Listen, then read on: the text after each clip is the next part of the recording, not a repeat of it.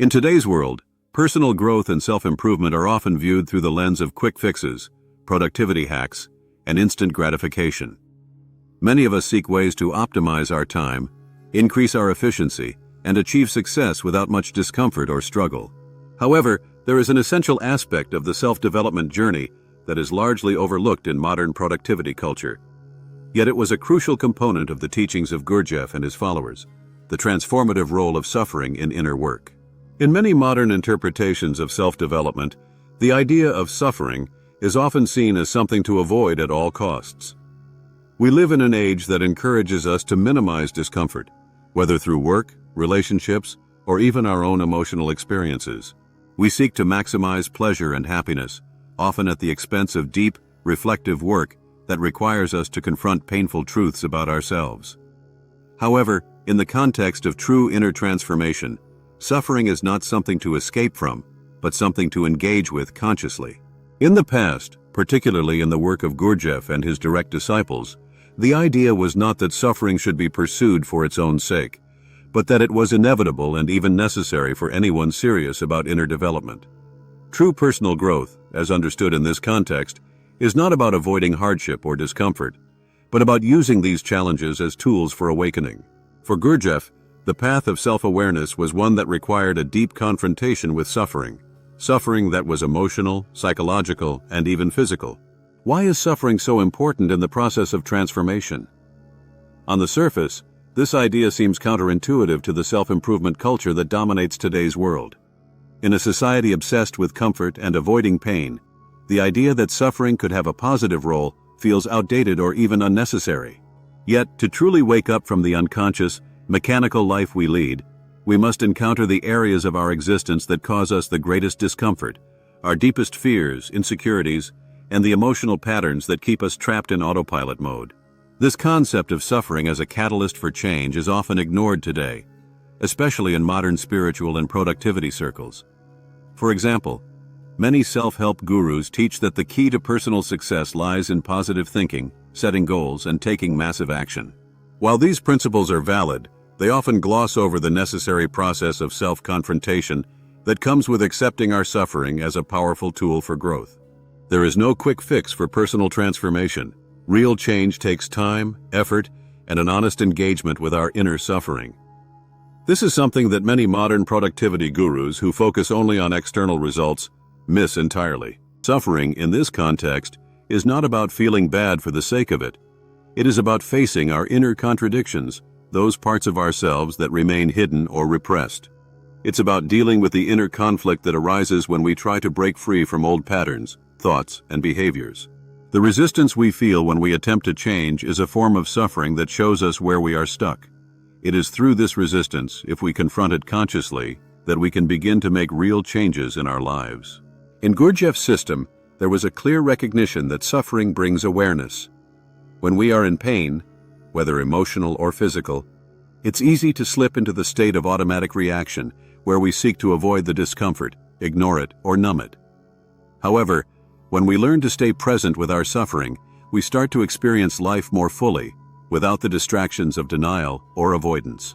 This awareness is what Gurdjieff referred to as waking up, becoming aware of the mechanical patterns that control our thoughts, emotions, and actions, and choosing to respond consciously rather than react instinctively.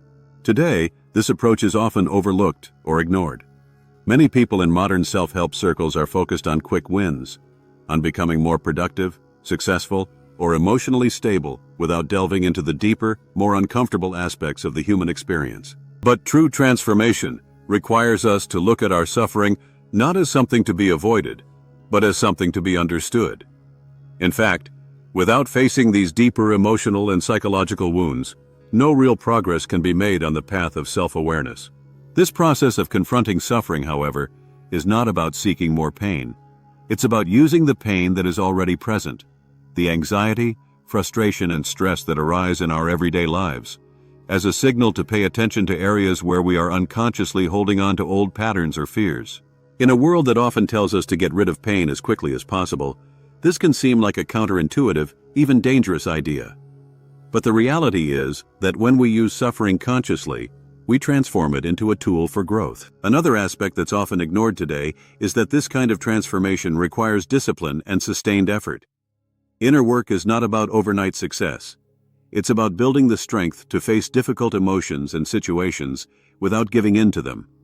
It's about understanding that growth requires the willingness to endure discomfort, not forever, but long enough to see it through. Many of the quick-fix solutions that dominate the modern self-help world fail to address this deeper, longer-term process of inner change, which often requires sustained commitment to discomfort in order to change our inner landscape. The role of suffering in personal transformation is something that has largely been ignored in today's productivity-driven world. Many people are taught to avoid suffering at all costs, but true transformation requires us to embrace it consciously. Rather than seeing suffering as something that should be eradicated, we must learn to use it as a mirror, showing us where we are stuck and where we need to change. This is the essence of inner work, not avoiding pain or discomfort, but using it as a catalyst for growth, self-awareness, and ultimately, true personal freedom. In the first part of this exploration, we delved into the role of suffering as a necessary catalyst for personal transformation, particularly in the context of inner work.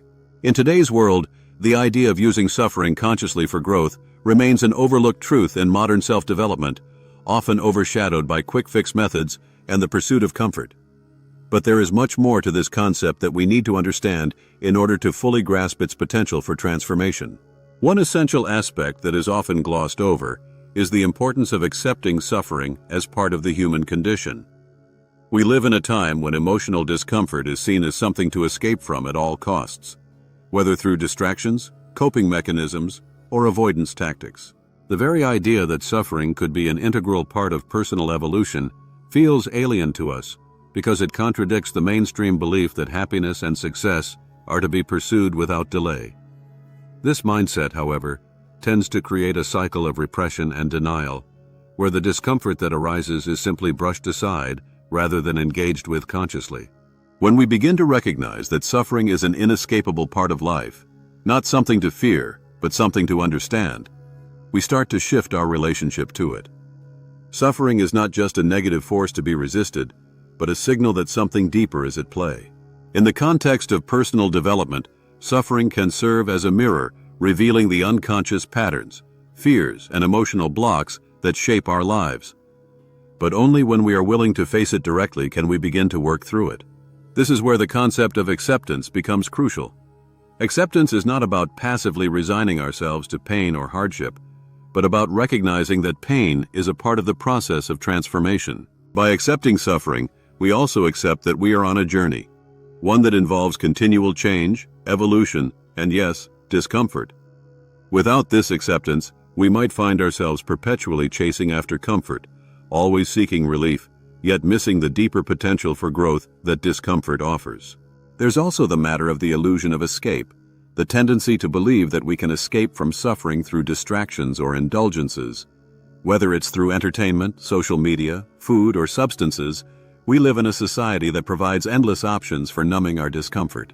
These escapes can give us temporary relief, but they suppress our ability to grow. Every time we seek comfort over engagement, we miss an opportunity to learn something new about ourselves. When we constantly avoid suffering, we prevent ourselves from developing the resilience and emotional fortitude necessary for true growth. Real inner work, after all, requires us to lean into the discomfort, to confront the very aspects of ourselves that we would rather leave hidden. By engaging with suffering head-on, rather than running from it, we give ourselves the opportunity to transform our emotional landscape. Another overlooked truth is the gradual nature of transformation. Modern society often prizes instant results, whether it's achieving a goal, overcoming a challenge, or changing a habit. We are trained to expect quick fixes and fast solutions, but inner work is far more gradual and nuanced. This process is not about a sudden breakthrough, but about a slow, sometimes painful, deepening of awareness. When we look at our suffering, we must resist the temptation to wish it away or expect it to disappear overnight. Change happens bit by bit, moment by moment, and it often requires revisiting the same issues and conflicts multiple times before we truly gain insight into them. This also highlights a critical distinction between reacting to suffering and responding to it consciously. When we are stuck in a cycle of unconscious reaction, We are constantly fighting against our emotional experiences, trying to escape or numb the discomfort. But the more we fight against suffering, the more it persists. On the other hand, when we respond consciously, when we allow ourselves to feel the discomfort without judgment or resistance, we create the space for growth.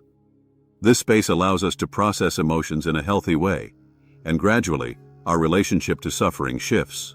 We begin to understand that we do not have to be at the mercy of our emotions, but can instead become aware participants in our emotional process. Part of this conscious response involves redefining our relationship with fear. Fear is often the core of suffering: fear of failure, fear of judgment, fear of not being good enough. In many ways, it is the fear of suffering itself that keeps us trapped in a cycle of avoidance. We fear the discomfort that comes with facing our emotions or confronting our vulnerabilities. But when we stop fearing fear itself, we stop resisting growth. Fear can be a powerful teacher if we learn to see it as an ally rather than an enemy.